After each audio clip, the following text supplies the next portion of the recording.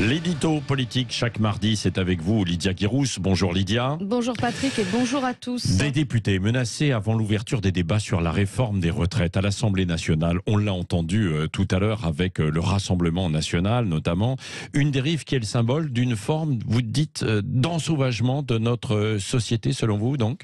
Oui, fais gaffe à ton vote sur les retraites, nous te surveillons de très près. Voilà ce qu'a reçu Antoine Vermorel-Marquez, député de la Loire LR. Une menace et une pression claire avant les votes. Une de plus car d'autres députés évidemment ont eu à subir ces agissements.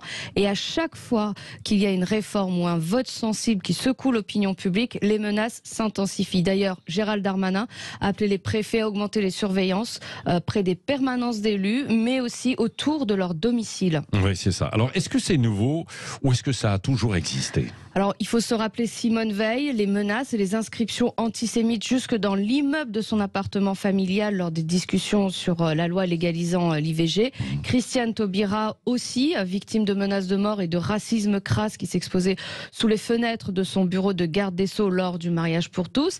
Et puis, plus récemment, les menaces et les agressions d'élus par le noyau dur des Gilets jaunes, puis des antipasses, des anti-vaccins, allons parfois jusqu'à leur domicile et jusqu'à l'agression physique. Donc, ce n'est pas nouveau. Oui. Qu'est-ce que ça dit de notre société, Lydia Guirousse? Alors, les tweets et les mails, toujours sous pseudonyme, toujours anonymes, ont remplacé évidemment les lettres anonymes d'hier, mais la méthode d'intimidation est la même.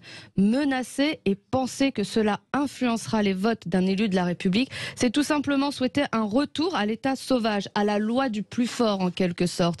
Et la banalisation de ces menaces contre des élus démontre un recul de notre niveau de civilisation, une régression démocratique. Menacer pour tenter d'influencer un élu, c'est considérer que la loi du plus fort physiquement peut l'emporter. C'est un signal, à mon sens, de plus que la bêtise, la violence, l'irrationalité gagnent du terrain et que la raison et le dialogue, eux, reculent au pays des Lumières.